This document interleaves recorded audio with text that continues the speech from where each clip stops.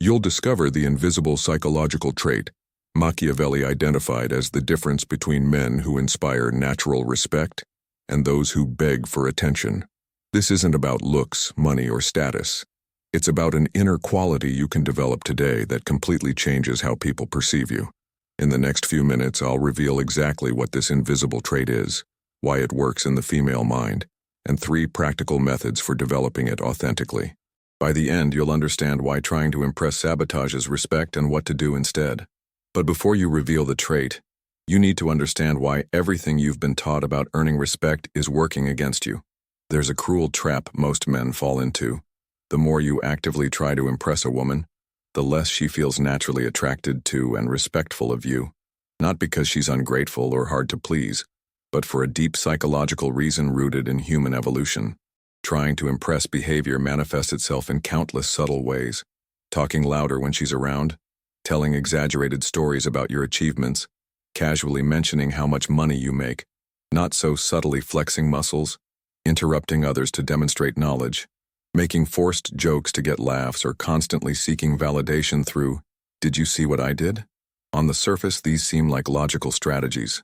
After all, if you want someone to respect you, it makes sense to showcase your qualities, right? The problem is, this approach communicates exactly the opposite of what you imagine. When you need to prove your worth, you unconsciously communicate that you're unsure whether you possess that worth. When you force demonstrations of competence, you suggest insecurity about your actual abilities.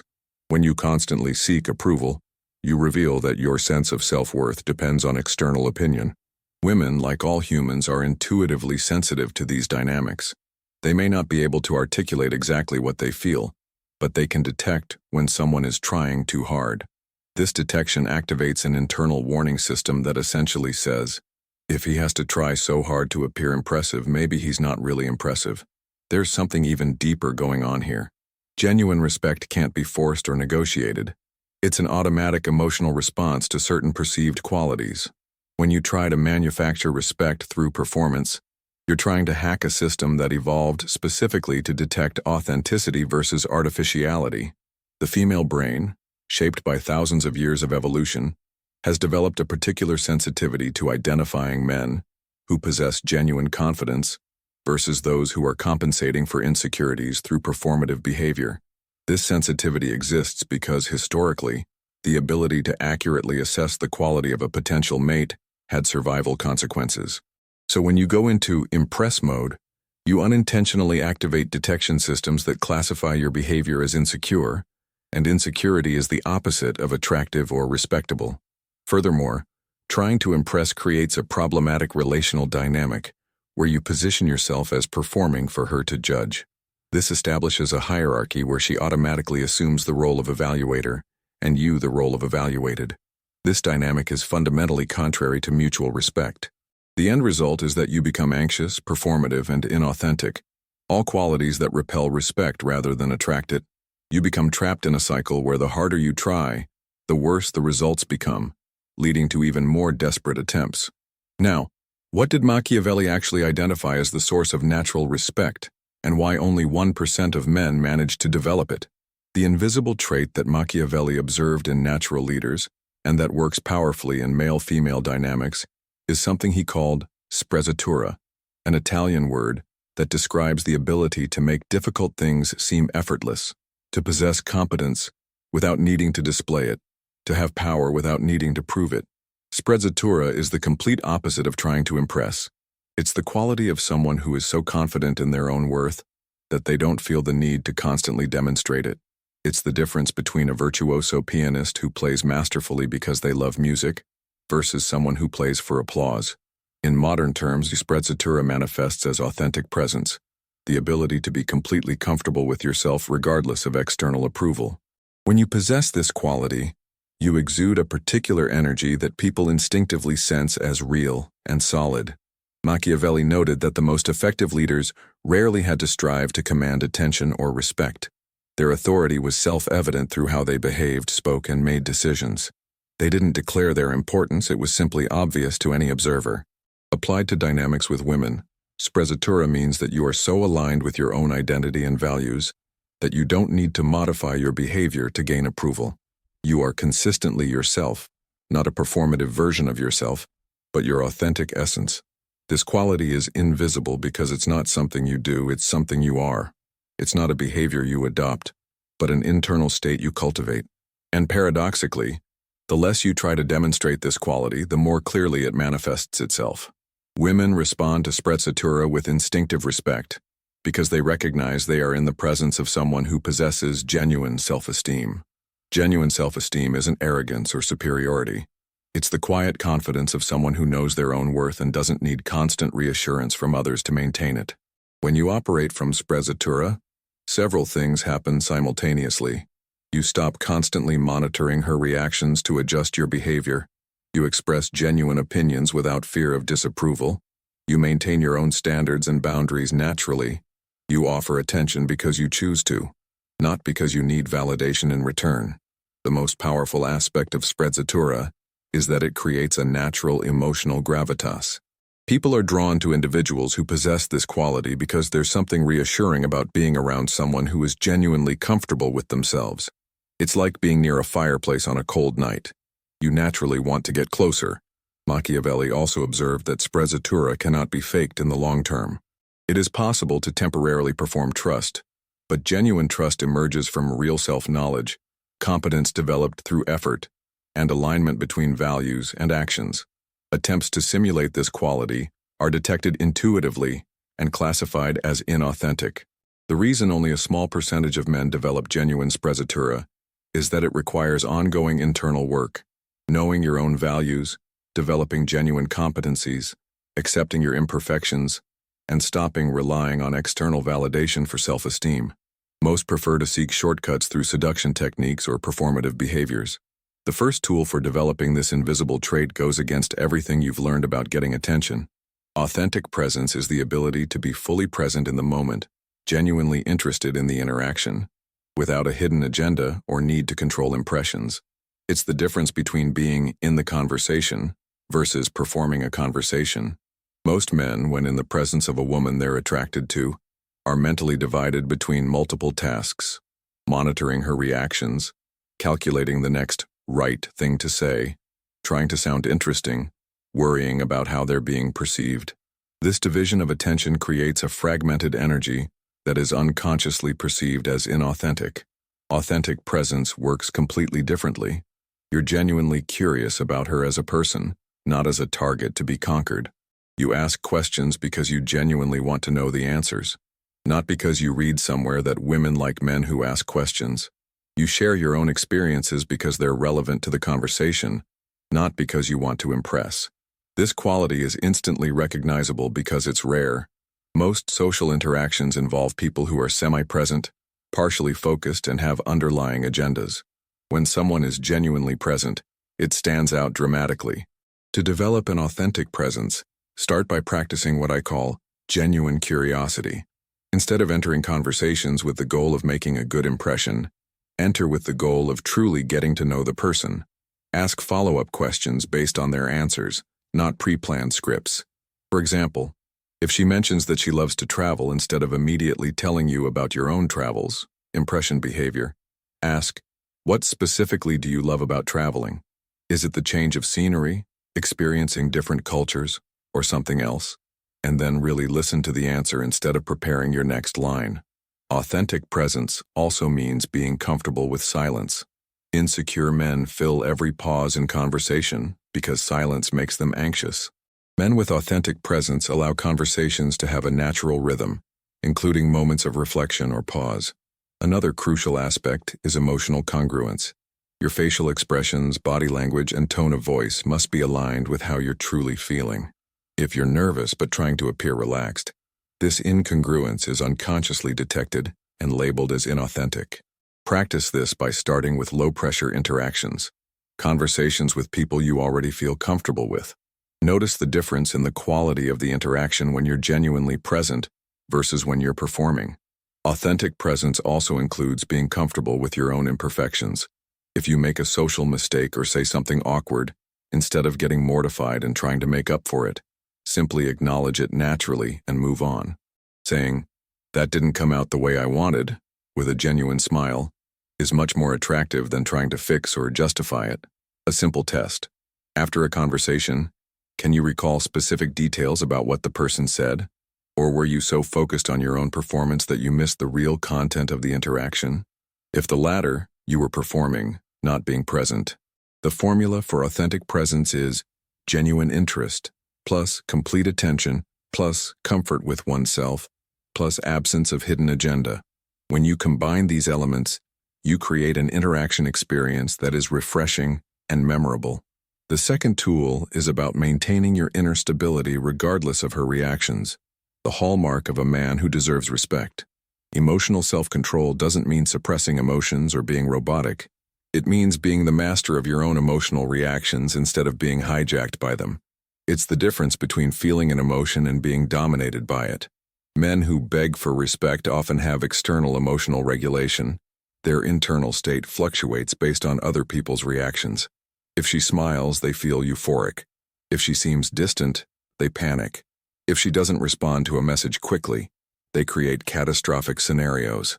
This emotional dependence is instantly detected and classified as weakness, not because emotions are weak, but because emotional dependence on others communicates a lack of one's own inner center. Machiavellian emotional self-control works differently. You feel emotions fully but don't let them control your actions or communication. You maintain your inner stability regardless of the emotional fluctuations around you.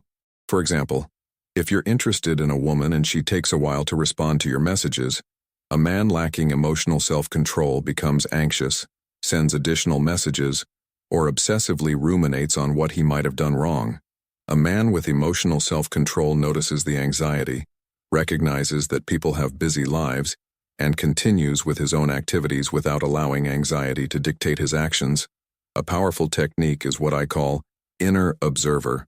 When a strong emotion arises, instead of being swallowed by it, you mentally step back and observe. Interesting, I'm feeling anxious because she didn't respond. My stomach is tight, and my mind is creating stories about why she didn't respond. This observation creates psychological distance between you and the emotion. You are not the anxiety. You are experiencing anxiety. This subtle difference is liberating because it puts you in control of your response. Emotional self-control also manifests itself in how you handle tests or provocations. Women sometimes unconsciously test men's emotional stability through challenging comments or behaviors that can provoke reactions. Insecure men respond with defensiveness, anger, or desperate attempts to explain. Men with emotional self-control respond calmly and often with humor. For example, if she makes a seemingly critical comment about something you said, instead of immediately defending or justifying yourself, you might pause, smile genuinely, and say, "Interesting perspective. Tell me more about how you see it." This response demonstrates that you're not easily swayed and are genuinely interested in her perspective. Another crucial aspect is not taking her behavior personally when it has nothing to do with you. If she's having a rough day and gets irritable, men who lack emotional self-control assume they've done something wrong and try to fix her mood.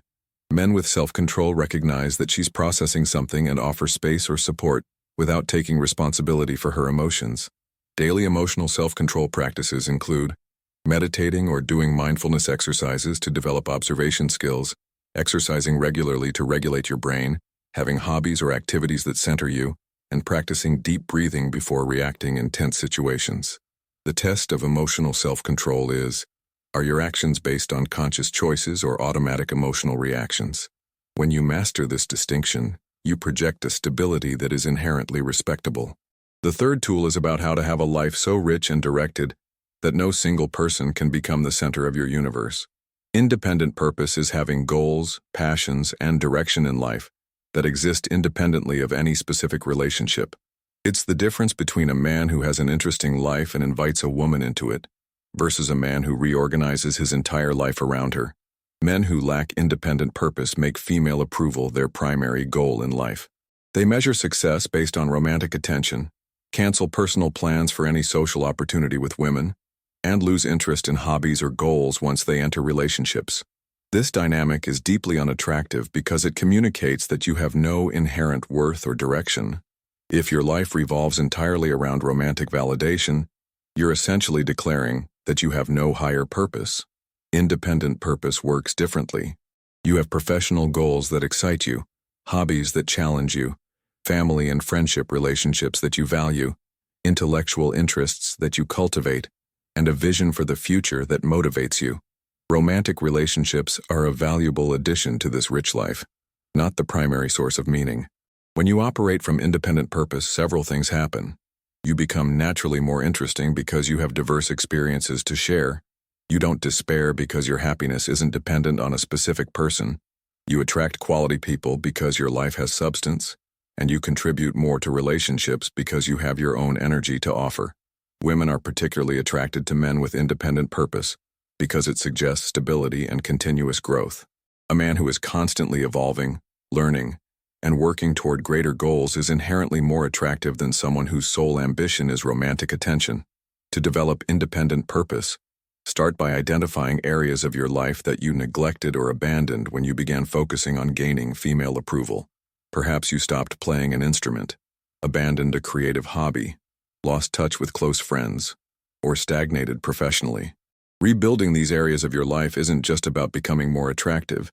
It's about reclaiming your integrity as a whole person. When you have multiple sources of satisfaction and growth, you naturally become less needy and more abundant. A powerful exercise is the 5-year vision.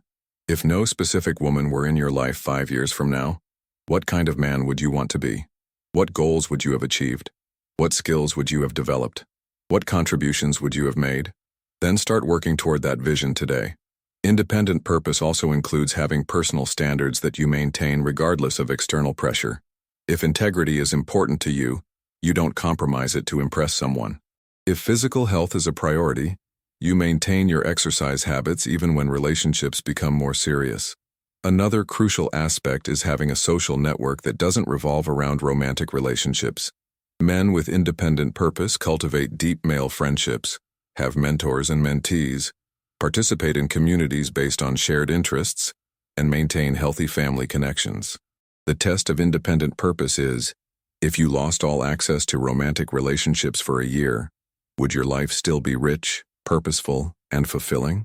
If the answer is no, you have work to do to develop this fundamental quality. When you genuinely have independent purpose, you don't need to try to impress anyone because your life is already impressive to you. Now that you know the 3 tools, I'll give you the integration plan that turns knowledge into real change. The difference between men who know about these qualities and men who live them lies in systematic implementation. Sprezzatura isn't something you turn on and off. It's a state of being you cultivate through consistent practice and lifestyle changes. Phase 1. Foundation. First 2 weeks. Start with self-awareness. Take an honest inventory. In what situations do you try to impress? What behaviors do you adopt when seeking approval? What are your automatic emotional reactions when you feel rejected or ignored? Identifying current patterns is essential before trying to change them. Phase 2. Authentic presence. Weeks 3 to 4.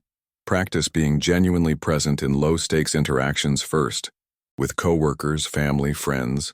Practice listening fully, asking questions out of genuine curiosity, and being comfortable with silence. Notice how this changes the quality of your interactions. Phase 3. Emotional self-control, weeks 5 to 6. Implement the inner observer technique daily. When strong emotions arise, practice observing them instead of being overwhelmed by them. Start with simple meditation. Even 10 minutes a day can make a difference in emotional regulation. Phase 4. Independent purpose, weeks 7-8. Reactivate a neglected area of your life. It could be fitness, a creative hobby, a professional goal, or a friendship. Dedicate consistent time to it, regardless of what's going on romantically. Phase 5. Integration. Weeks 9 to 12. Start applying these qualities in romantic situations, but gradually. The goal isn't to use techniques, but to genuinely be the person you're becoming. Signs that you are on the right track. You feel more comfortable with yourself in social situations. Your interactions become more natural and less forced. You stop constantly monitoring other people's reactions. Your mood becomes less dependent on external validation. People start looking to you for advice or leadership. You attract attention without actively trying. Common pitfalls to avoid. Using these qualities as manipulative techniques. Expecting immediate results in romantic relationships. Abandoning personal development when you get attention. Confusing arrogance with genuine confidence. neglecting areas of life that do not generate social validation. The ultimate test of genuine sprezzatura. Ask yourself regularly, would I maintain this behavior even if no one were watching? If the answer is yes, you're developing true authenticity. If it's no, you're still performing. Long-term maintenance. Sprezzatura requires ongoing maintenance because it's easy to fall back into old patterns, especially when you feel insecure or rejected. Have systems in place to remind you of these principles. Regular journaling, check-ins with friends who know you well, and a monthly review of your goals and values. Final result. When you genuinely develop sprezzatura, you stop worrying about how to earn respect because you naturally inspire it. Relationships become about mutual connection, not one-sided validation. You become someone who adds value to other people's lives because you already have abundant internal value. Remember, the goal is not to become someone different, but to become the most authentic and developed version of who you already are. If you want to speed up this development process and avoid the most common mistakes, I have something that can help you. If you've made it this far, it's because you understand that genuine respect comes from within, not from without. You're committed to real growth, not superficial shortcuts. If this content changed your perspective, subscribe to the channel for more authentic male development content. Share with friends who are also seeking genuine personal growth. Leave a comment below. Which of the 3 tools resonated with you the most? The most respected man is not the one who tries to prove his worth, but the one who knows his worth so deeply that he doesn't need to prove it. This journey of inner development is the most important investment you can make, not just for relationships, but for your entire life. See you in the next video where we'll explore how to apply these principles to specific situations. Keep investing in yourself. That's how you become naturally irresistible.